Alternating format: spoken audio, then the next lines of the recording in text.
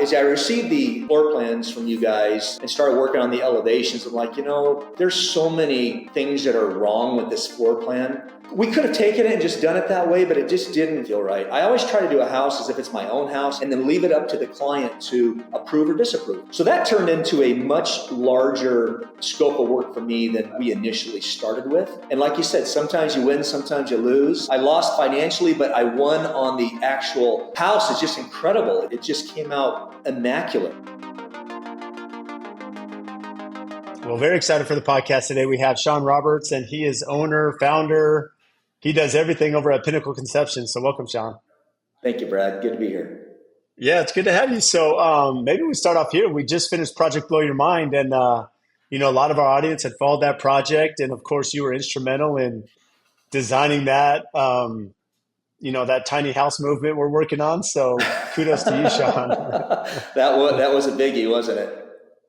It was. So walk us through maybe from like a architect perspective, because we've gotten so many comments about that build. And, as you are attacking, because something you're known for, Sean, you do these incredible designs. Typically, they're very large homes, very complex. And, what amazes me is you're kind of a self-operator. I mean, you're doing most of the work yourself. So from a design perspective, how do you find that creativity between each of these builds that are so unique? It's interesting. You mentioned being a self-operator, and there have been times in the past where I've hired people and had people in-house to do the drawings, and I feel like I spend more time checking and correcting and fixing mistakes than I do. I found it easier for me just to stay more of a boutique firm and just do my own thing than I have trying to grow into one of these larger firms. I think there's a pros and cons to both, but with the Project Blow Your Mind, that was a great project and a fun project that you guys brought me into.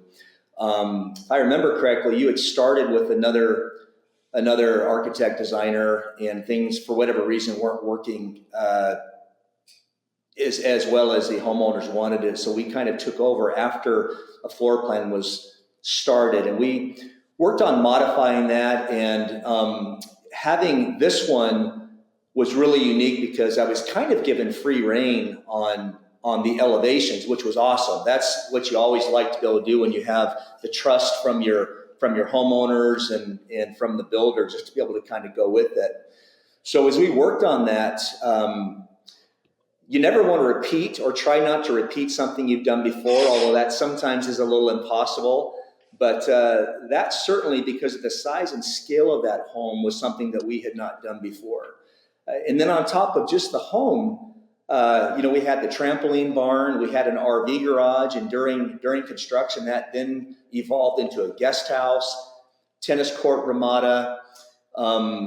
Looking at the original design that was on there, we just saw many ways that we could improve the floor plan and the layout and the movement through the home. We added a large walkout patio to the basement with 30 feet of operable bifold doors, which really adds to that lower space. As I know you and Jamie have posted some of those pictures, that it just creates a whole nother environment down there that was before just a dark area. But that was a fun one. Well, it's interesting. I mean, there's a few points I want to come back to you made, Sean. But first, you mentioned, you don't want to repeat things. And I found that challenging, at least in my perspective, Yeah. where you are like, you're the creator, and where I'll give you a lot of credit, Sean. I remember during the design process, I think it's pretty common, whether the designer or the builder or the architect or even the client, there's inspiration you draw from either travel or other projects you've seen. Sure. And I know that there was a lot of inspiration for different elements of this build.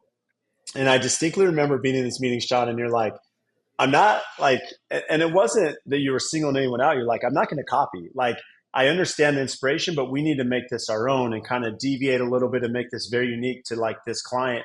Walk us through maybe the passion behind that as an architect and a creator where, your name's on the line, if you will. Well, I feel strong. There are some wonderful, amazing architects out there.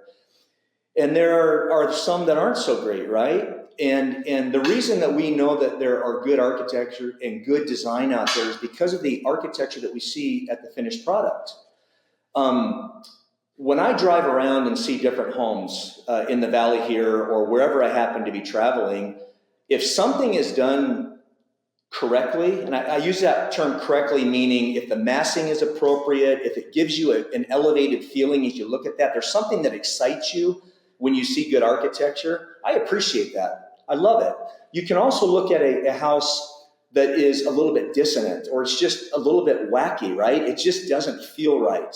And you can tell that there's just, the talent wasn't there or for whatever reason, it just wasn't done correctly. So if I have designed something that gets a lot of positive feedback and I feel good about it, it's frustrating to me when I see that repeated a couple subdivisions over where somebody has just come in and taken a picture and sort of, I want to say, stolen the design, right? Or stolen the inspiration. Likewise, I don't want to do that to somebody else. When I see, again, there's many awesome architects out there. When I see something that's been done, you can be inspired by that without stealing or copying exactly what they've done. So I think that's a fine line to walk between inspiration and copying. Yeah, it is a fine line. And again, to give you credit, I would imagine it's not just from ethos or like personal branding side, Sean, but there is I don't want to say ethics, but there's a part of this that you're a creator, like you're a designer, you're an architect. And so it's really important that you have something that's very unique. And so you want to make sure that too, when it's a home like this that ends up being published and gets a lot of notoriety, you don't want anyone pointing the finger to you. There has to be some like creativity that you came up with. Well, yeah, there's also a little bit of a moral obligation, right? Right. You can imagine everybody knows, and Brad, you and I went on a trip to Chicago years Right. ago to Yeah. Pella Windows, right? And we toured the Yeah. Roby House, Yeah. the Frank Lloyd Wright house. Well, maybe everybody doesn't know that house, but everybody knows Falling Water, right? Yeah. The Yeah. house. You can imagine if somebody went in and copied that plan and put it somewhere else. You know what I'm saying? It would just be like, well, that isn't right. That was Frank Lloyd Wright's design. That was designed for that lot, for that situation. You can take elements of that and be inspired by his cantilevers and his decks and the massing that he's done on there without copying what he's done. So that's what I feel strongly about, and it bothers me, as you can probably tell, when you just got people maybe just, I'm going to use the word stealing because that's what it is, right? They're just stealing somebody else's ideas and design, and anyway, that's how I feel about it. Well, I appreciate that because I won't call anyone out, but there are a few architects, draftsmen I know that have done that. Like there's designs that we've done or built, and then all of a sudden I see the exact same house with one small change, to someone who's building a spec home or something and doing a one-off. And it's, even as the builder that I didn't, I maybe had some influence in it, but, it's still, can be a little Yeah. frustrating. It's interesting. I had an experience one time. I do reviews for a few of the different communities here in the valley as well. When you're building in a high-end luxury community, you have to submit for a homeowners association approval.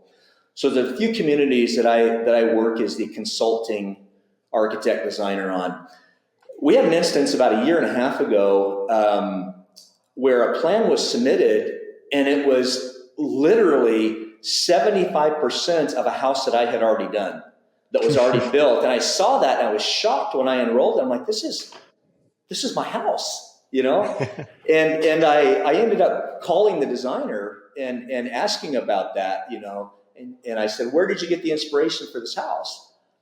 Oh, my client brought me some pictures, and I know that they knew where it came from. Now, fortunately, those people never ended up building. They sold the lot, but that was a bit of a shock to literally see. I mean, 75% of my elevations on this house, you could tell that it was a house that was copied, and that was a little bit shocking.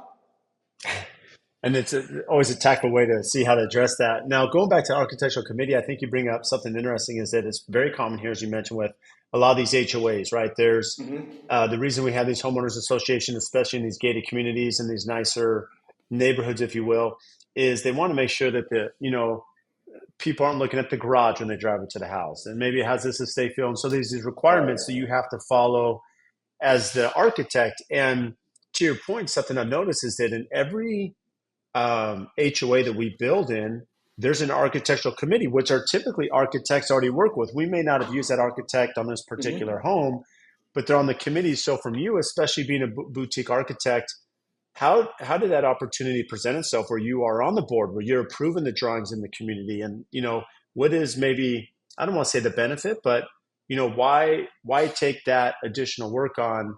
Does it give you credibility? Is there notoriety? I mean, the value add for you. Well, there's a specific community, and I'm gonna go back a few years. I'm gonna go back to the crash that we had in 2008 2009. There was a high end community in the Southeast Valley that only through that time period only had about 3 or 4 homes that were built in that community. And it was because at the time it was so far out of what we considered to be sort of our central hub. It was on the outskirts of town. And also the design review guidelines that were written back in 2002 were so overbearing and so extreme that people couldn't afford to build a house out there. Meaning they had things such as you had to use a slate roof. You had to Oh yeah. you had to use real stone. You couldn't use a synthetic stone. And the list kind of went on and on and on like that. And because of that, most people couldn't afford to build a home the way that they were describing. So then we had the real estate crash and prices just plummeted. And there was no HOA at this time. And people started building homes out there, but they weren't the homes that certainly met any of the guidelines. But there was no HR or HOA or DRC doing any reviews. I did a couple of homes for a builder out there that was doing some spec homes, and the owner of the property got in contact with me and asked me if I would help them do the reviews to make sure that the homes were being built per the guidelines. So we had a meeting and discussed the guidelines and discussed that some of these things are a little bit out of reach, meaning like using real stone on everything, having real slate on the roof. It just became unaffordable. So we reworked some of the guidelines, and that's how I was introduced to doing the reviews back then. Because of that, my name got around to a few other communities, and I did a couple of others for a while, but I've cut those back, and I just primarily do this one last community because there's only a few lots left in there. But it does take a lot of time, and it does sometimes, it's not the creative work that I like to do, right? Mhm. It's more of a logistical Administrative. and, Hmm. yeah, administrative. But at the same time, I will tell you that that subdivision has the highest priced sale of homes in the southeast part of the valley. And it is partly, mostly because we've held the construction to a higher standard. If you look at the homes that were built before they were enforcing anything, during the crash, there's some homes out there that would never be approved today. And if the subdivision was full of those types of homes, uh, it just wouldn't have the value that it is now. Now, there are homes for every price point and for every walk of life, right? But if you want to build in a community, you need to respect their guidelines and design per the guidelines. And there are values that are coming to the homeowner by doing that in return on equity.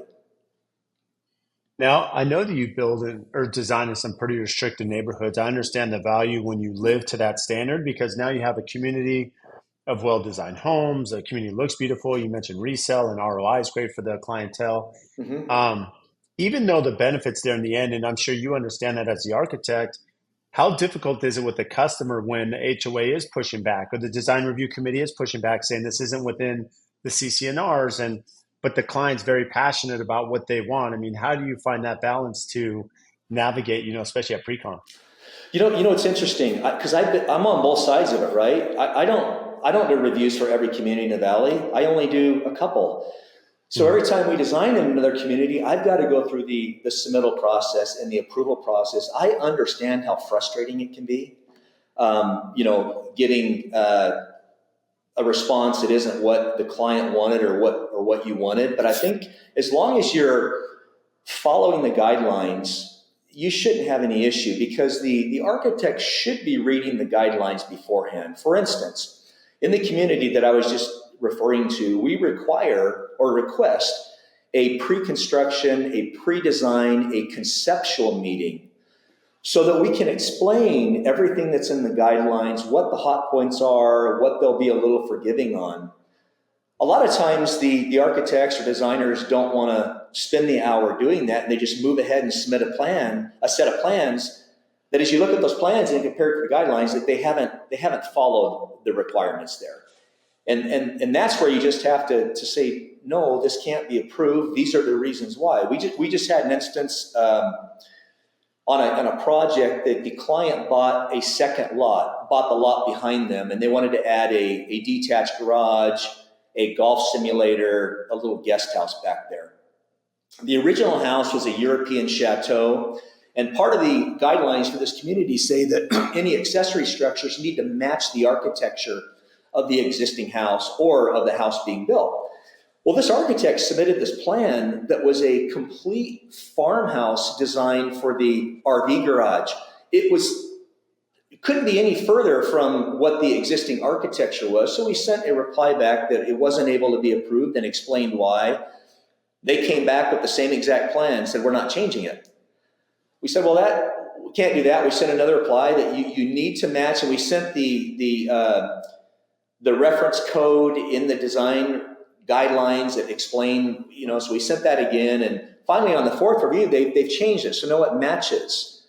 Do I care if that person has a farmhouse RV garage back there and a chateau style home? No, it's not my community. I don't live there. But if you allow that to happen, it's going to affect the rest of the community. So now it matches the existing architecture, and there's just more semblance to that. You want things to be done however the developer has approved, and they've got those guidelines recorded many times at the municipality. Yeah, that's really interesting. And going back to the design aspect, you know, for you being boutique, Sean, as you're Mhm. working in Silverleaf or Estancia or the Pecans or Somerset, I mean, Mhm. all these Mhm. different, how difficult is it for you to go through the CCNRs? I mean, the amount of time you spend to make sure, I's are dotted, T's are crossed. Um, how does that work? A balance between you're going through this design and am I checking every little thing, or do sometimes you're like, hey, I kind of have a good overview, and I'm going to see what the HOA, pushes back on. So many of these communities I've done work in, and you sort of have been through the process before and know what to expect. If there's a community that I haven't done work in, well, I've got two answers to this. The first of all is if I haven't done work in a community, then I want to speak to the architect who's doing the design review, or speak to the committee to make sure that I'm understanding the CCNRs correctly or the guidelines. Sometimes they're very ambiguous. It depends on how well they're written. I've also had the other side of it where a client purchases a lot in a community and they want to do a certain style home, and I sometimes have to tell them they're not going to allow this style home in there. Uh, for instance, you mentioned the pecans. I've done some work in there, and I've had clients that want to come in and do a modern style house, which has gotten popular as of late. They will not allow that in there. Um, they want the traditional or the European chateau or the true farmhouse.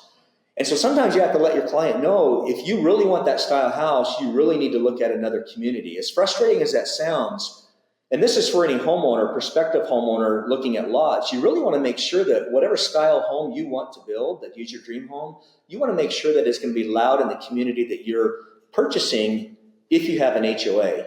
I mean, there's pros and cons to HOAs, but I think the pros outweigh the cons. It can be frustrating though.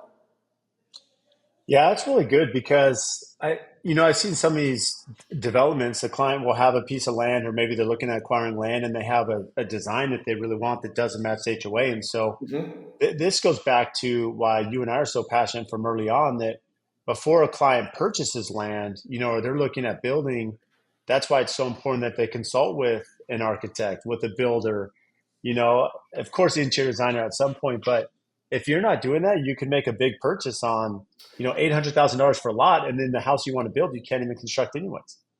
Yeah, and there's another, and in addition to that, Brad, something just popped in my mind. I've got a project I'm working on right now. It started off as a remodel, then it turned into an extensive remodel. And then at this point, as I was talking to the client, I said, you're better off selling your house and go finding a new lot. The amount of money you're going to spend on the remodel that has really turned into a complete redo. So he found a lot, he purchased it, and I pulled it up on the county assessor site, and I noticed that the address was in Queen Creek, yet the review process was through Gilbert, which is a little bit odd that you have a Queen Creek address, yet it's another municipality that is doing the review. So I got the recorded plat, and I saw on the plat that the rear setback was 25 foot, front is 20 foot, and the sides are only 5 foot. Because this lot used to be a Maricopa County island. I bring this up because the recorded plat is showing something that doesn't meet any of the city ordinances or zoning ordinances. So we had to verify that those setbacks were actually going to be used, because if not, it was going to make the house too narrow. So I was able to go down to the city of Gilbert, talk to the desk. They had to get their legal involved and researched it and said, yes, in fact, that you are going to be able to use the recorded plat setbacks, even though we've got it now zoned differently. That could have gone the opposite direction. And if it would have, those side setbacks would have had to be 20 feet rather than 5 feet, and it would have really been unbuildable. So just a word out again to those that are looking to build, make sure you do your research on the land that you're purchasing, as well as any HOA design guidelines or CCNRs. Yeah, I think that's a good point because I've been through this a few times now where um, county, island, city, Mm-hmm. there's different there, and what makes it tough for all of us is you have some homes that are grandfathered in and different setbacks, and so it can be a little cumbersome as you're looking through title and through setbacks and anything else on what the client wants to do, Do it especially in before Gilbert. you. Yeah, no, right, and they just changed their LDC a couple of years ago, the Land Development Code that is completely different than what it was before.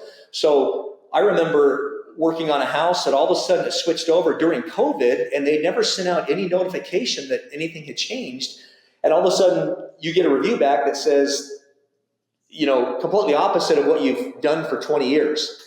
So you've just got to make sure that your architect, your designer, landscape architect, whoever it is doing the research before you close on that property, which you've typically got 30 to 60 days to do that. That's enough time. You just want somebody proactive in doing it. That should be the first thing that's done to make sure you want to move ahead and not have any surprises that cost you frustration and financial.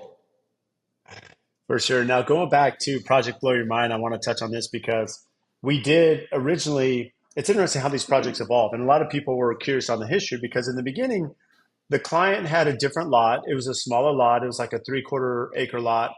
And, they had moved over, as you know, they had purchased this new lot with a home on it at 2 acres. And then Mm-hmm. they purchased the adjacent lot at 2 acres. And so this project continued to, I don't want to say escalate, but it continued to increase in scope and size, right? And Right. complexity. And to your point, there was a struggle there where Jamie and I were involved, and we're like, hey, we need someone who has an eye for design, who's done big homes, who has this experience. And so, of course, we called you, Sean, and brought you in. Walk us through that complication because I'm sure from your side, like many of us, you kind of have an anticipation of what the build will be. It grows, and sometimes I don't want to say underbid, but maybe you underestimate the amount of time and effort that goes in. And as sole proprietor, sometimes you win, sometimes you lose, but there's a lot of complexity from taking that education and information that's already done. Now we're moving to a new project side, and now it's turning into what we see now. Kind of walk us through that challenge of trying to get up to speed and then now creating what you did. Yeah, that was interesting. So when you and Jamie brought me in on that one, the understanding was we just needed somebody to come in and do the elevations, get the elevations right, and then get the plans permitted, right? There was a floor plan that was already done, and so I bid it accordingly to that. Well, that isn't what ended up happening. As we got into that, and gosh, that house came out unbelievably gorgeous. Jamie did a fantastic job on that. It's beautiful. But getting to that point, as I started working on the, as I received the floor plans from you guys, and started working on the elevations, I'm like, there's so many things that are wrong with this floor plan. It just didn't feel right. I mentioned the walkout basement earlier. There was no walkout basement before. There was no light in the stairwell. There were dark hallways. There were just some really odd. We could have taken it and just done it that way, but it just didn't feel right. I always try to do a house as if it's my own house. How would I like it to be? And then leave it up to the client to approve or disapprove. It's ultimately their decision. So that turned into a much larger scope of work for me than we initially started with.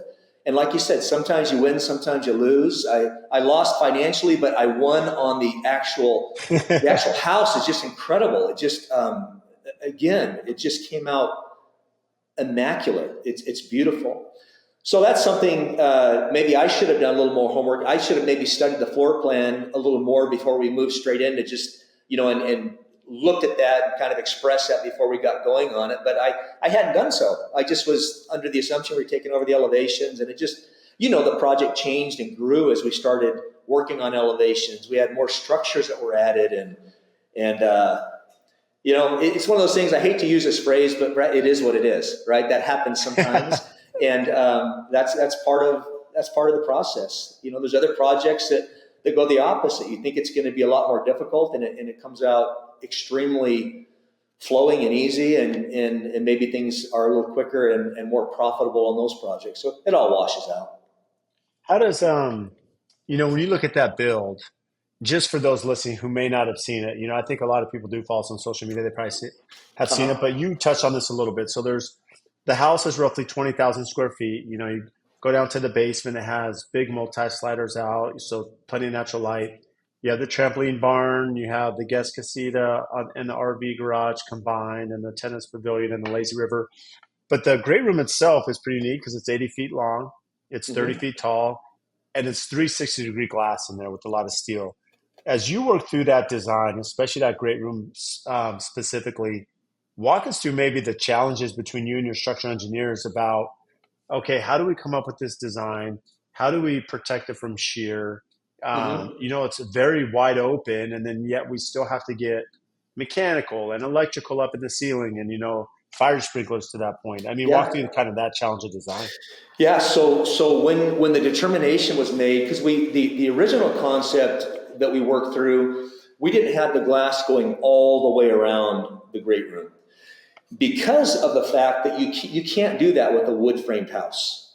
You mentioned the lateral stability. There's just not the ability to do that with wood, as well as the HVAC and everything else. So as we kind of came up with some conceptuals and we're looking at that and decided, it'd be really cool if we take the glass all the way around. We then had to pivot and use all steel for that upper canopy. So again, I know you said and many of your viewers have seen it, but if you look at the pictures in there and look up at the glazing, those clear story windows that go all the way around, you'll notice that there's steel between all those windows, and it's exposed steel, but that is also our structural frame that's there. And I thought it would be cool to leave that steel exposed rather than covering it. And then that on top of the tension rod trusses that we did. And those are, a lot of times those tension rod trusses are decorative. These are actually functional.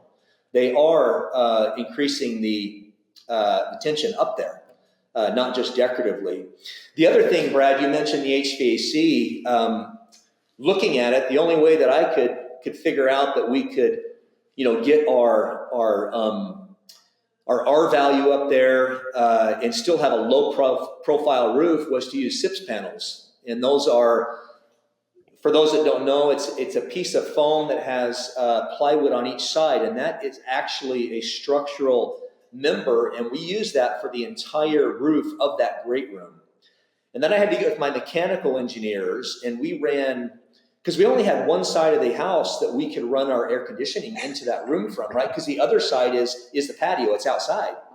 So we ran air conditioning across the whole south side of that house through some slot vents, and we're able to get it to work and to function. But yeah, that's one of those situations that we want to do this cool thing. It's a little bit out of the box. So you've got to pivot on how you're going to accomplish that. And it wasn't just me saying, oh, let's do this. I needed to talk to the structural engineer, explain what we wanted to do, talked about how large those steel members would need to be. And then I needed to work backwards and sometimes increase those steel members to make them look right. And then also add, decorative weld pieces in there to have it all flow as part of the design rather than just the structure. It really came out pretty cool.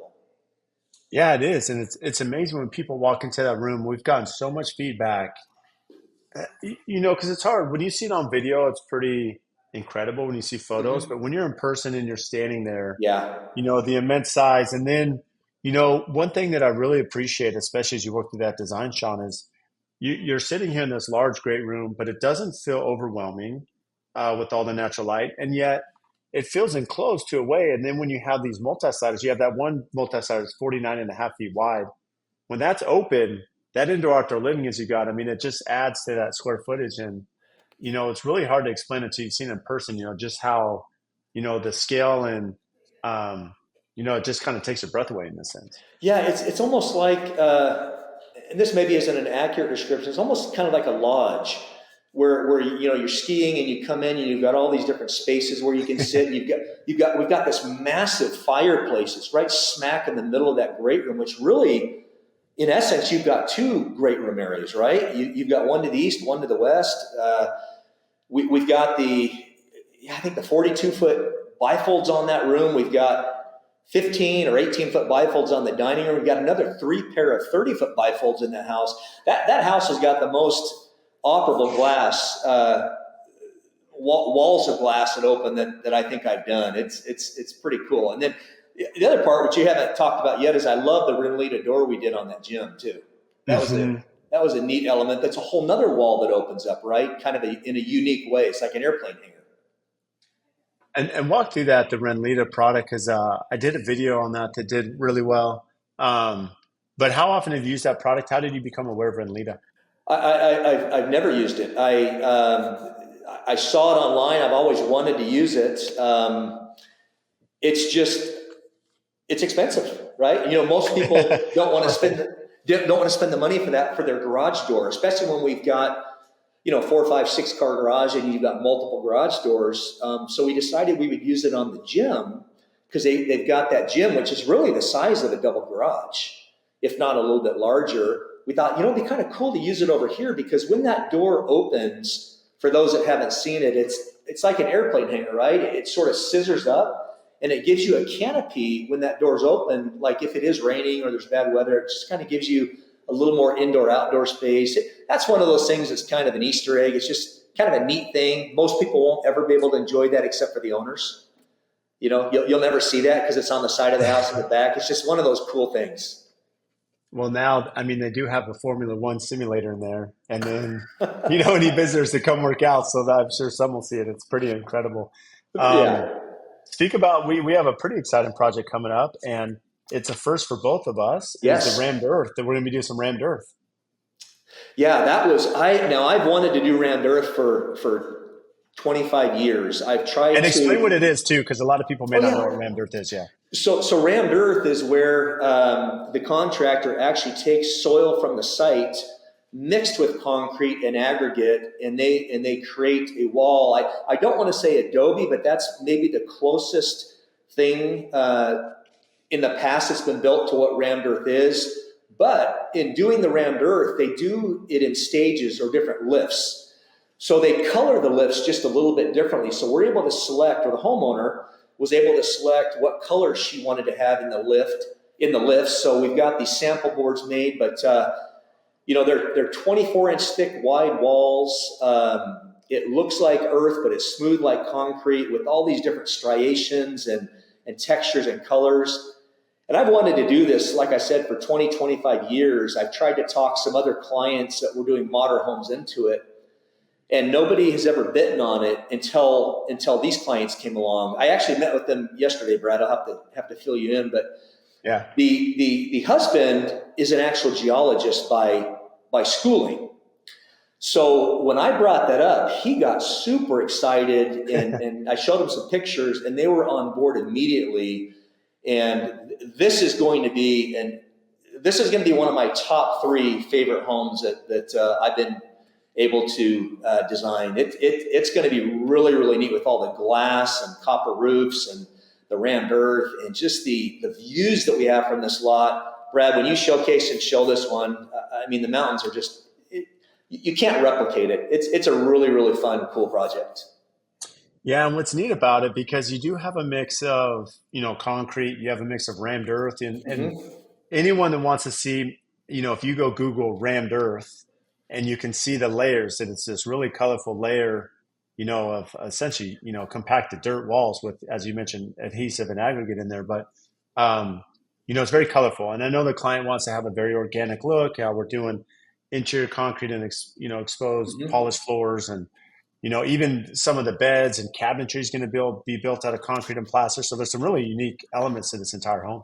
Very, very different. As a matter of fact, the clients came back to us a couple of months ago because the plans were done, Yeah. and they have kind of changed course a little bit in the fact that they wanted to add a basement to the house. After we were ready to submit for permit, so we've been working on adding this basement, and in part of that, the only place that we could work stairs was into this gallery hall that we had. So we increased the size of that. And I bring this up because the sidewall between this gallery and this little sitting nook was a rammed earth wall. So now we have a rammed earth wall that's going to be 30 feet tall from outside above the roof, straight down through the inside, straight down to that basement floor. And that is going to be a really, really cool element to see. We've added a water feature outside, a little waterfall down the staircase. It's going to be fun. I'm excited for this one to get built. So as you look back in your career, I know, of course, you have Project Blow Your Mind, you have this Rammed Earth one, and outside of that, I mean, you've done some amazing builds, Sean. I mean, all throughout town. Are there any others that like stand out to you personally? Maybe was it one early in your career or something that you look back on outside the ones we discussed? Yeah. You've always got those favorite homes, right? I've got another one right now out in the Pecans that's under construction right now, and it's very similar in style to Project Blow Your Mind. Completely different floor plan, but the style of the house is the same, which I'm really excited about. And this house, the crazy thing about this house is this client owned two lots, super wide but not very deep. So this house ended up being extremely wide. If you're sitting in a football stadium and you're on the 50-yard line, the house is in the middle of the end zone to the other middle of the end zone. It's 320 feet wide. Oh my gosh. And it sounds ridiculous, but when you see the way it's laid out, it works, right? We've got the garages stacked and then the guest house, and it's all, so it looks like one giant house. But it's going to be impressive when you come down the cul-de-sac. Early on in my career, and I've been doing this now for, gosh, I guess almost 30 years. I want to say I was working. I started working for a production builder when I was going to school at ASU, and that's kind of where I started doing floor plans and that. But I've got some other ones from early on that were fun that I always remember. But it's also interesting. Once in a while, you'll get a call from somebody who's purchased a house that you designed, and they want to know if you have the plans because they want to, do a remodel or whatever. And you go back and you look at plans that are 20 years old. It's interesting for me to see the progress in my design ability and also just the quality of the plans. Back in the 90s, everything was Tuscan, Tuscan, Tuscan. And you look at the plans, and gosh, they were 8 or 9 sheets long. And I've got plans today that are over 100 sheets in length. So it's funny to see the way that my ability has changed, and then also just the way that I think our trade has changed. There's so much more that's required now than used to be, which is a good thing. So what is especially being, sole proprietor there, what do you feel is like the biggest stress? What keeps you up at night? Oh,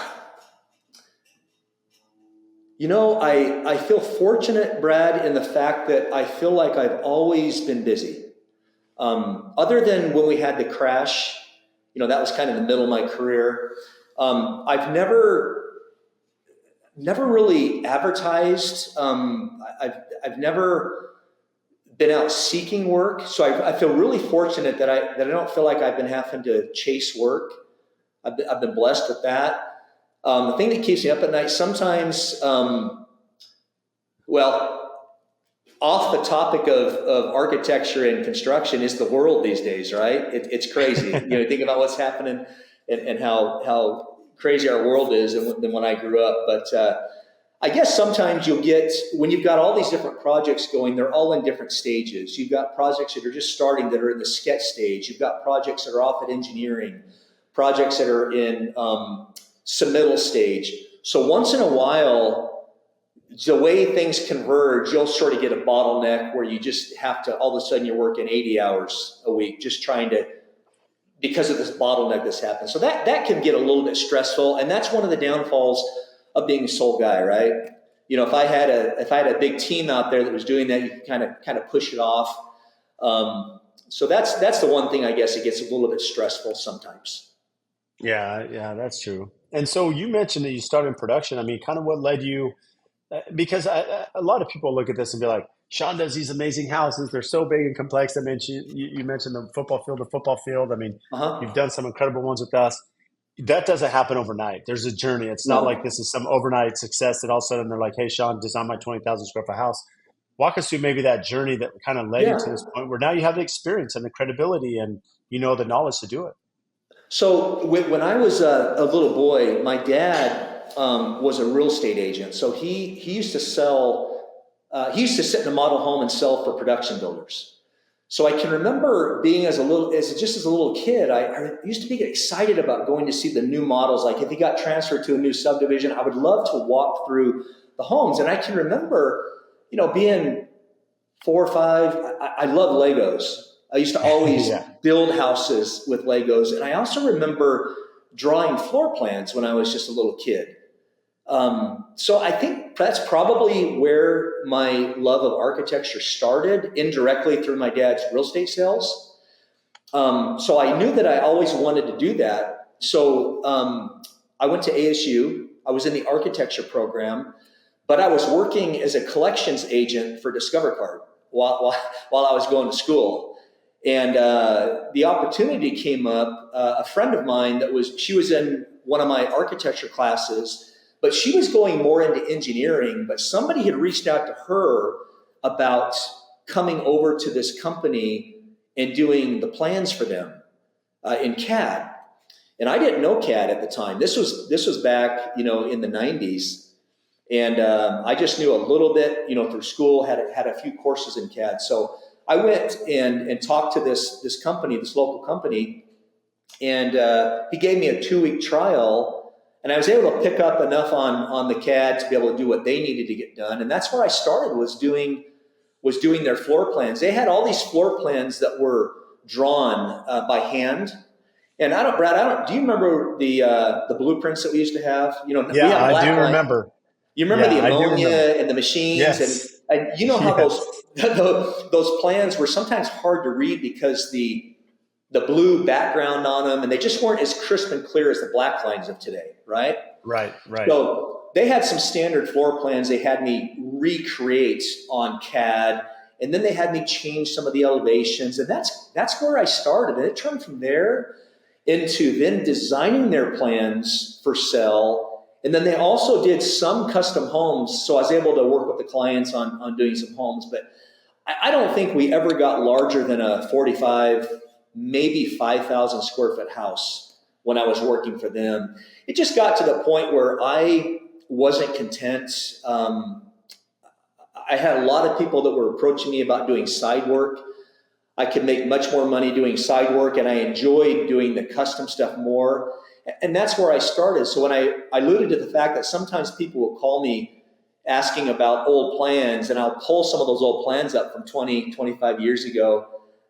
Yes, there is a growth process. You learn, you observe, you see architecture as you travel the world.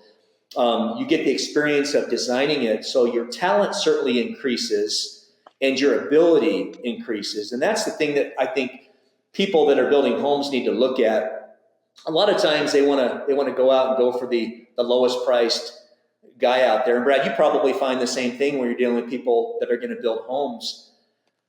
It just doesn't equate to the quality, to the experience, to the ability or the product with you that they're going to get when the house is done, right? Yeah. Sometimes you pay for what you get, is I guess is what I'm saying. Yeah. There's a lot of truth to that, whether it's the experience throughout the final design. And as you mentioned, some of the designs you're putting out, Sean, and we saw that again. That's why we made this switch for Project Blow Your Mind, because you had to get someone that could understand the vision and then put that on paper. And I just remember those meetings as a credit to you leading up to that. And Jamie calling me like, Brad, we got to get Sean in here. Like, this is the only way we're going to get to the finish line, because we could see the project you taken, you know, um, this direction. And Mm-hmm. again, you stepped up, and here's the end product, which is always fun. How, you know, as you look back, of course, for me as a builder, there's a lot of pride when I see the client living in the home and enjoying it, and driving by, hey, we built that, we were part of that. Legacy wise, with the profession you chose, what does that look like for you just on a personal level? I always thought that my son might want to follow the footsteps and get into design, and he's not interested. So you talk about legacy with the company moving on. I don't know if it'll go past me, but for my legacy, I'm proud, honestly, of a lot of the homes that we've been able to do. We've been fortunate to work with builders like yourself, designers like Jamie. Jamie and I have probably done, I don't know how many projects together over the years, but you get the right team and the right client that has the ability to build these dreams that are kind of up here, working in unison with everybody. Those homes will be around for a very, very long time. I can't imagine Project Blow Your Mind ever being torn down or remodeled. Maybe Right. maybe 50 years there will be a different style, but I can't imagine the house ever being torn down. Right? That should live on for a long time. So there are a few of those out there that should go on, and I guess really that would be my legacy is some of those homes that I'm super proud of that came out beautifully. They'll be around for many generations of future homeowners to enjoy, as well as the ones that are in them now. And it just gives me happiness to see them. Like I mentioned earlier, I drive around communities whenever we were up in Scotland a few weeks ago, and all of a sudden we're in this area and there's just beautiful homes everywhere. And my kids will tell you, my wife will tell you, anytime I'm just with my camera, I'm just taking pictures of all these beautiful homes. I love it. You get a good feeling when there's good, well done architecture. So that's what I hopefully will leave behind is some well done architecture for somebody to enjoy. I love that. So what do you do for fun? Oh gosh. Well, we just went to Europe. We were gone for a few weeks. My wife and I love to travel when the opportunity presents itself. I've gotten a little bit back into golf, Brad. So, Oh, nice. We got to get out. I told you last time I haven't played in 6 or 7 years, and I Yeah. played a couple times, and I forgot how fun that really is. I like to go to the gym. I like spending time with the family. That's about it. Not a whole lot of crazy stuff out there. Yeah, but you stay pretty busy. I know you're very active with your family and kids, which is incredible. For those listening, where can they find you? I'm on Instagram at Pinnacle Conceptions, and that gives you my phone number, and you can attach to me there. Well, it's been incredible, Sean. I mean, I appreciate making time, and of course, the friendship and the amazing designs you're putting out there for us to build. So we thank you. Appreciate it, Brad. Appreciate the opportunity. If you get value from the show, please support us by giving a 5-star rating and review on whatever platform you listen to. And I also have a favor to ask. We've had some incredible guests that come on and share their wisdom, their knowledge about their business. So if you have friends or family members that could benefit from those episodes, please share it with them, as well as any other business owners that you're networking with that could get value from the podcast or certain episodes. Please share those as well. Again, subscribe, make sure you're following. Any questions that you have, topics. We've had listeners reach out about certain guests that we should have on the show. Again, brad.l@aftconstruction.com. Email me for topics to address, guests that we should have on, and even if you think you'd be a great guest for the show. So again, thank you for all your support, and we'll see you next time.